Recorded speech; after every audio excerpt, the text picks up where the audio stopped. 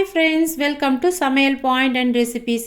இன்றைக்கி நம்ம காஞ்ச வேர்க்கடலையில் பகோடா செய்ய போகிறோம். நீங்களும் இது மாதிரியே ட்ரை பண்ணி பாருங்கள். ரொம்ப டேஸ்ட்டாக நல்லாயிருக்கும்.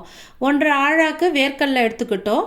1/2 கப்பு அரிசி மாவு, பச்சரிசி மாவும் 3/4 கப்பு கடலை மாவும் எடுத்துக்கலாம். எடுத்துகிட்டு இப்போ இதுலேயே நம்ம 1 டீஸ்பூன் அளவுக்கு ரெட் சில்லி பவுடர் சேர்த்துக்கிறோம். உப்பு தேவையான அளவு சேர்த்துக்கோங்க. மிளகாய்த்தூள் கூட உங்கள் காரத்துக்கு ஏற்ப நீங்கள் சேர்த்துக்கலாம். இப்போ இதெல்லாம் சேர்த்து நல்லா கலந்துடணும். முதல்ல லைட்டாக தண்ணியை தெளித்து பெசறணும். உதிரியாக தான் இருக்கணும். ரொம்ப தண்ணி ஊற்றிட்டோம்னா ஒரு மாதிரி கட்டியாகிடும், உதிர்த்து போடுறதுக்கு வராது. இது மாதிரி லைட்டாக தண்ணி தெளித்து பிசைஞ்சு எடுத்துக்கலாம். இப்போது கடாயில் எண்ணெய் ஊற்றிட்டோம். எண்ணெய் காஞ்சிடுச்சு. இப்போ இது மாதிரி உதிர்த்து போட்டுருங்க.